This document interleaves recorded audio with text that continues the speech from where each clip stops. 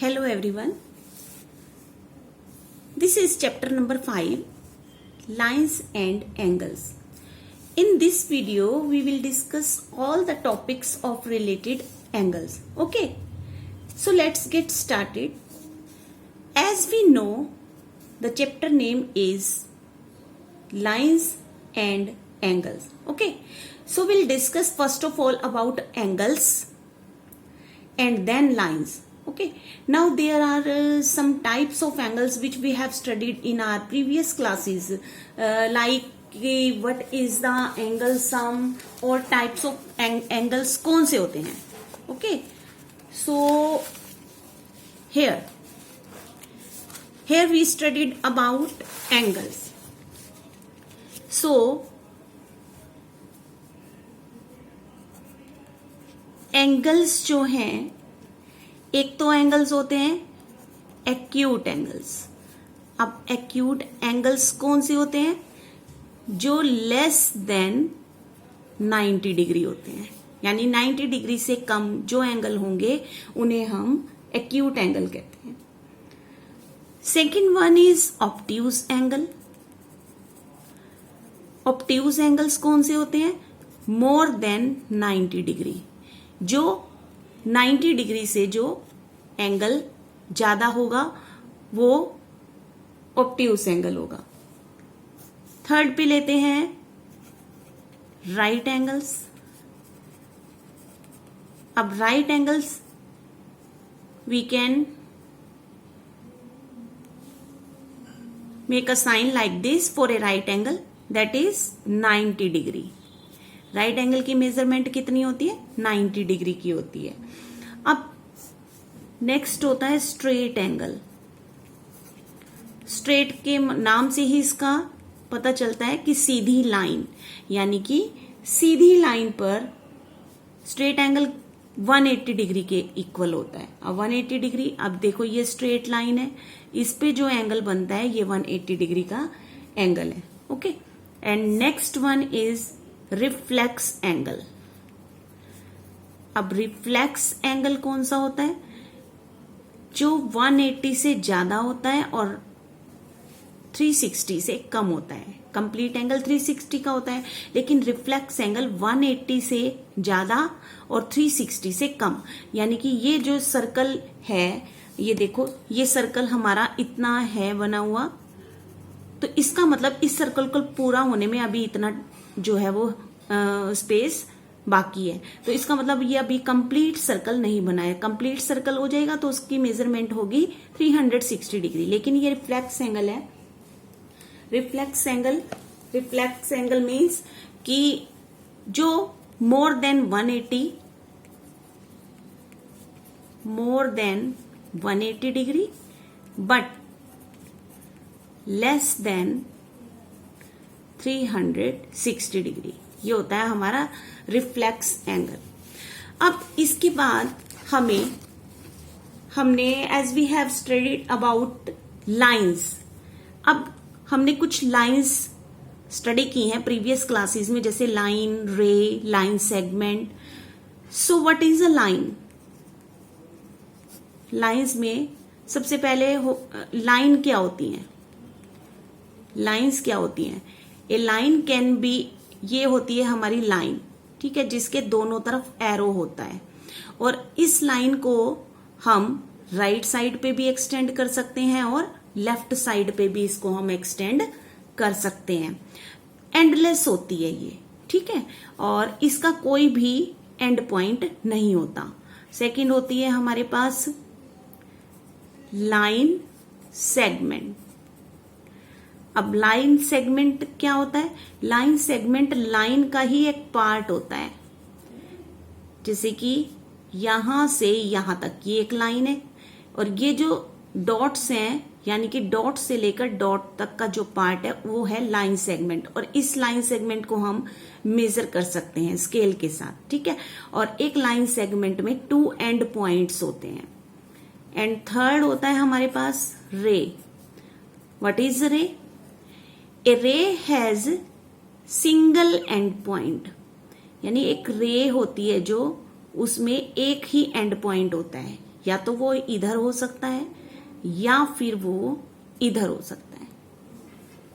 Okay, अब topic आता है कि एंगल कब बनता है। एंगल या तो दो लाइन से मिलकर बनता है या फिर दो लाइन सेगमेंट से मिलकर बनता है या दो रे हो तो तब एक एंगल बनता है। कैसे? लेट्स सपोज कि ये हमने टू लाइंस ले ली, टू रे हैं ये, ठीक है। यहां पे एक डॉट आ गया। अब ये जो डॉट है ओ, इसे कहते हैं वर्टेक्स।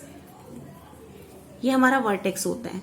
और अब देखो दो रे से मिलकर ये एक एंगल फॉर्म हो गया, ये होता है हमारा एंगल। तो एंगल कब बनता है? या तो दो लाइंस मिलती हैं या दो रे मिलती हैं या फिर दो लाइन सेगमेंट मिलते हैं। Okay, so this one is about the angles. अब एंगल्स के अलावा इस चैप्टर में हम इन एंगल से रिलेटेड कुछ एंगल्स जो हैं वो स्टडी करेंगे। अब वो रिलेटेड एंगल्स कौन से होंगे? Let's study about these angles. So पहले नंबर पे आता है कॉम्प्लीमेंट्री एंगल। अब what are complementary angles? If the sum of measures of two angle is equal to 90 degree, अगर दो एंगल का सम 90 डिग्री के इक्वल है तो उन्हें हम कॉम्प्लीमेंट्री एंगल्स जो है वो कहते हैं। फॉर एग्जाम्पल, यहां पे हमारे पास ये दो एंगल हैं 30 डिग्री और ये है 60 डिग्री। ये दो एंगल हमारे पास हैं, एक 30 डिग्री और 60 डिग्री। अब हमने चेक करना है कि क्या ये दोनों एंगल कॉम्प्लीमेंट्री हैं। तो कॉम्प्लीमेंट्री चेक करने के लिए if we have given two angles and measure of two angles, then we can see if the sum of these two angle is 90 degree, then they are complementary, otherwise they are not complementary. Okay, so अब हमने इन दो angles का क्या करना है? सम करना है। Okay, अब सम करना है और चेक करना है are they complementary. Sum of two angles, अब जो भी हमें गिवन है 30 डिग्री प्लस 60 डिग्री, इनका सम किया तो कितना आ गया? 90 डिग्री। अगर तो इनका सम 90 डिग्री आ गया तब तो ये कॉम्प्लीमेंट्री हैं, और अगर इनका सम 90 डिग्री नहीं आता तो ये कॉम्प्लीमेंट्री एंगल्स नहीं होते। ओके, अब सेकंड टाइप का क्वेश्चन कैसे आ सकता है कि we have given one angle and the other angle will be find out. अब हमें एक एंगल दे दिया और दूसरा एंगल हमें फाइंड करना है कि इस एंगल का कॉम्प्लीमेंट्री एंगल बताओ। तो अब कॉम्प्लीमेंट्री एंगल, अब दोनों एंगल का सम कितने के इक्वल होगा? 90 डिग्री का। अब ये वाला एंगल हमें नहीं दिया हुआ है तो हम इसको एंगल 1 मान लेते हैं। ठीक है, सो एंगल 1, ये एंगल का साइन होता है, angle 1 plus 30 degree is equal to 90 degree. अब ये दो एंगल जो है वो 90 डिग्री के इक्वल हैं। यहां पे हम कोई वेरिएबल भी ले सकते थे, एक्स भी ले सकते थे, लेकिन अगर नंबर ले तो इजी रहता है। अब एंगल 1 हमें फाइंड आउट करना है तो क्या करेंगे? 90 डिग्री में से इस 30 को ट्रांसपोज करके इधर लेके आएंगे। अब जब ट्रांसपोज होगा तो ये प्लस का साइन है और इधर आके कौन सा साइन हो जाएगा? माइनस का हो जाएगा। तो ये क्या आ गया हमारे पास? 60 डिग्री। इसका मतलब the other angle is equal to 60 degree. और हम इसे दूसरे तरीके से कैसे निकाल सकते हैं कि एक एंगल गिवन है हमें, अब हमें as we know complementary angles का सम कितना होता है? 90 डिग्री। तो simply we will subtract 90 degree में से 30 डिग्री को माइनस कर दो, तो इसका आंसर क्या आ जाएगा हमारे पास? 60 डिग्री। ओके, ये थे हमारे कॉम्प्लीमेंट्री एंगल्स। अब आते हैं कि supplementary angles. What are supplementary angles? अब जैसे कि कॉम्प्लीमेंट्री में दो एंगल का सम कितना होता था? 90 डिग्री। लेकिन सप्लीमेंट्री एंगल्स कौन से होते हैं? If the sum of measure of two angle is 180 degree. अगर दो एंगल का सम 180 डिग्री आता है, पूरा 180 डिग्री, नॉट 179। 180 डिग्री जब आएगा तो वो सप्लीमेंट्री एंगल्स होंगे। लेट्स सपोज कि we have two angles, one angle is 60 degree and the other angle is 120 degree. Okay, now we will sum these two angles, sum of two angles, because we know the supplementary angle sum is 180 degree.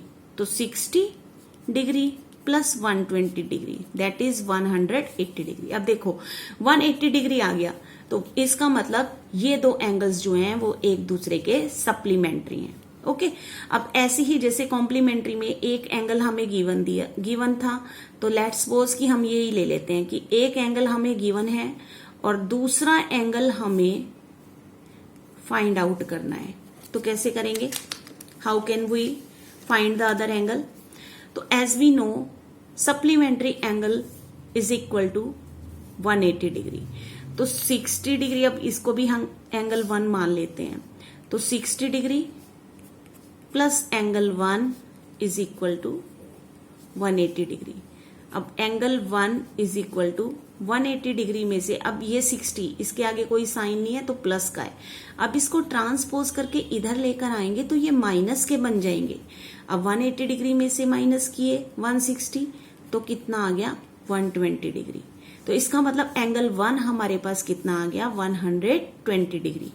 और इसको हम दूसरे तरीके से भी निकाल सकते हैं, as we know the angle sum two angles sum is equal to 180 degree, then they are called supplementary angles। तो सप्लीमेंट्री पूछा है तो 180 में से सीधा हमने जो एंगल गिवन है उसको माइनस कर देना है। इसको हम ऐसे भी कर सकते हैं, तो we will find the other angle. Okay, तो ये थे हमारे सप्लीमेंट्री एंगल्स।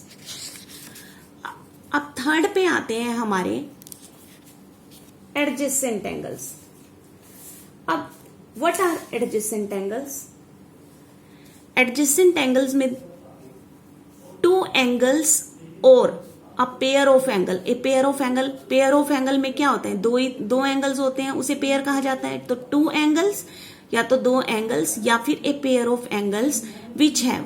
अब एडजेसेंट का मतलब इस नाम में ही छिपा है कि एडजेसेंट का मतलब होता है साथ होना, यानी कि जो दो एंगल्स साथ में होंगे उनको कहते हैं एडजेसेंट एंगल्स। और इसकी प्रॉपर्टीज क्या होती हैं? उसकी प्रॉपर्टीज होती हैं, अगर दो एंगल एडजेसेंट हैं तो उनमें क्या प्रॉपर्टीज जो लगनी चाहिए, उनका कॉमन वर्टेक्स होना चाहिए, कॉमन आर्म होनी चाहिए, and non common arms in opposite directions of common arm.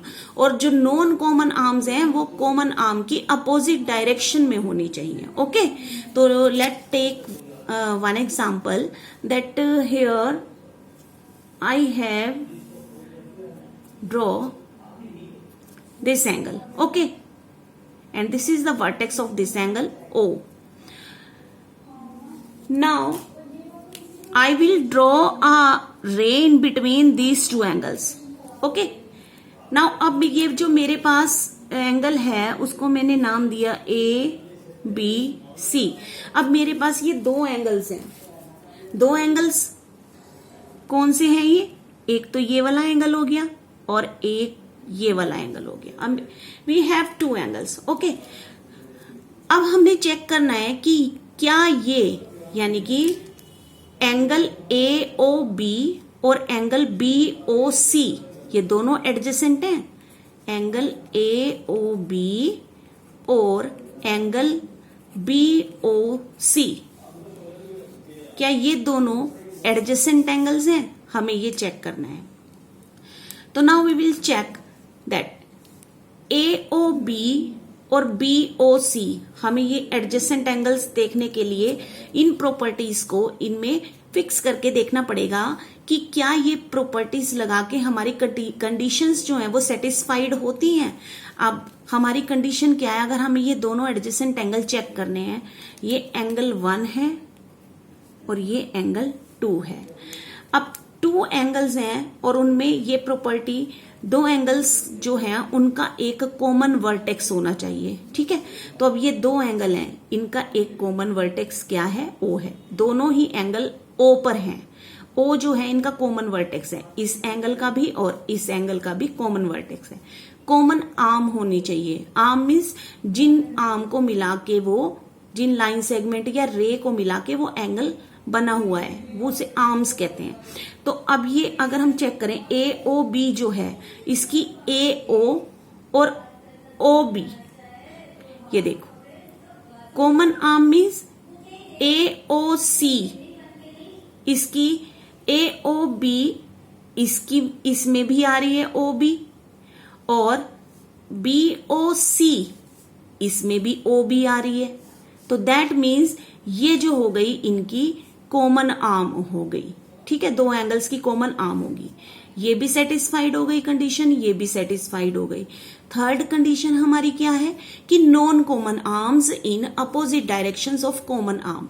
अब नॉन कॉमन आर्म्स कौन सी होगी? जो कॉमन नहीं है। कॉमन तो ये वाली है, तो नॉन कॉमन, उसने कहा non common arm common arm की अपोजिट डायरेक्शन में होनी चाहिए। यानी कि ये कॉमन आर्म है अगर, तो एक आर्म इधर होनी चाहिए और एक उधर होनी चाहिए।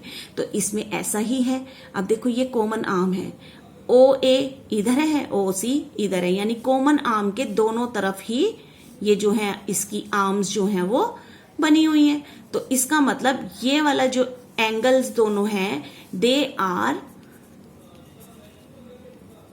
एडजेसेंट एंगल्स, क्योंकि three conditions are applied in these two angles. अगर हम एक और फिगर देखते हैं, इसी फिगर को हम यहां पे दोबारा ड्रॉ करते हैं। ओके, और इसमें हम एक कॉमन आर्म ले लेते हैं, ये राइट, और एक और ले लेते हैं यहां पे।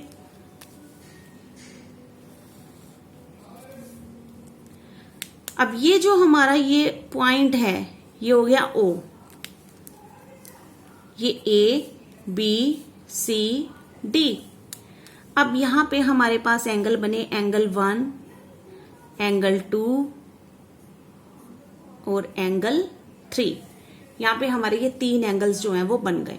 अब हम चेक करते हैं क्या AOB और BOC, देखो यहां पे अगर हम चेक करें तो ये वाले दो एंगल साथ हैं, यानी कि एंगल 2 और एंगल 3। एंगल 2 और एंगल 3 जो है ये एडजेसेंट हैं, क्योंकि ये साथ में हैं। और एंगल 1 और एंगल 2 ये भी एडजेसेंट हैं, क्योंकि ये दोनों साथ में हैं। लेकिन एंगल 1 और angle 3 they are not adjacent. Why? क्योंकि ये दोनों साथ में नहीं है, इनके बीच में 2 भी है। तो ऐसे दो एंगल जो साथ में होते हैं वो एडजेसेंट एंगल्स होते हैं। इसकी एक और फिगर, इसी फिगर को हम दोबारा चेक करते हैं। ये हमने एक फिगर ड्रॉ की। ओके, अब इसकी हम एक कॉमन आर्म ले लेते हैं। ये हमारी इसकी कॉमन आर्म है। एंगल बन गया 1 और ये एंगल हो गया 2।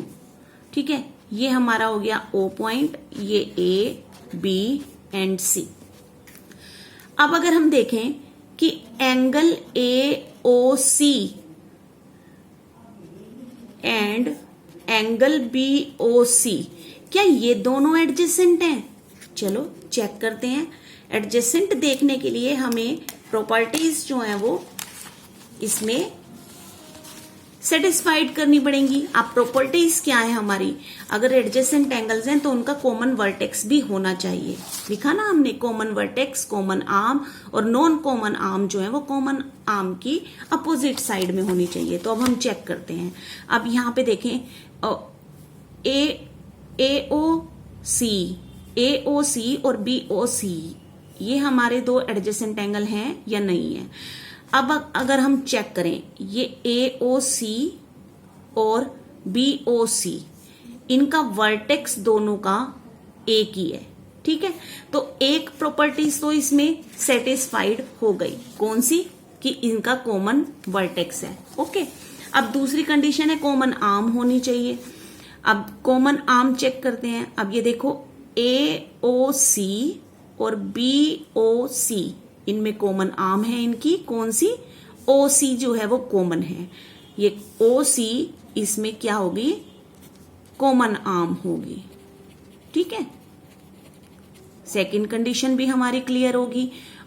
वर्टेक्स एक है, वो भी कंडीशन क्लियर होगी। अब थर्ड कंडीशन कौन सी है कि जो नॉन कॉमन आर्म्स हैं वो अपोजिट डायरेक्शन में होनी चाहिए। अब ये तो कॉमन है, ये वाली आर्म जो है वो कॉमन है। नॉन कॉमन, देखो नॉन कॉमन आर्म्स जो है वो एक इधर होनी चाहिए थी, एक इधर होनी चाहिए थी, लेकिन ये दोनों जो है वो सेम डायरेक्शन में ही जा रही हैं। कॉमन आर्म की इधर जा रही हैं, तो इसका मतलब ये जो दो एंगल हैं ये एडजेसेंट नहीं है। They are not adjacent angles. ठीक है, तो ये थे हमारे एडजेसेंट एंगल्स। अब आते हैं लीनियर पेयर पे। अब लीनियर पेयर क्या होता है? The angles whose sum is equal to 180 degree. अब if we see our protractor, तो हमारी प्रोट्रैक्टर ऐसे होती है। ओके, यहाँ पे 0 लिखा होता है, यहाँ पे 180 डिग्री लिखा होता है। तो ये जो पूरा यहाँ से यहाँ तक ये कितने डिग्री का एंगल बनता है? पूरा। और ये देखो ये हमारी स्ट्रेट लाइन होती है। स्ट्रेट लाइन पे हमारा जो एंगल बनता है वो 180 डिग्री का बनता है। If we divide this angle, 180 degree angle को अगर हम 2 पार्ट्स में या 2 एंगल्स में डिवाइड कर दें, तो यहाँ पे 2 पार्ट्स जो हैं वो 2 एंगल बन जाते हैं, एंगल 1 और एंगल 2। अब इन दोनों एंगल का सम जो है वो कितना होना चाहिए? क्योंकि ये स्ट्रेट लाइन पे एंगल बने हुए हैं। स्ट्रेट लाइन पे जो एंगल बनते हैं उनका जो सम होता है वो 180 डिग्री होता है। ओके, या फिर हम उन्हें सप्लीमेंट्री भी कह सकते हैं, क्योंकि सप्लीमेंट्री एंगल का सम भी कितना होता है? 180 डिग्री होता है। तो एंगल 1 एंड एंगल 2। अब लेट्स सपोज कि एंगल 1 है हमारे पास 120 डिग्री, तो अदर एंगल क्या होगा हमारे पास? तो as we know linear pair का सम कितना होता है? लीनियर पेयर के एंगल्स का सम जो होता है वो कितना होता है हमारे पास?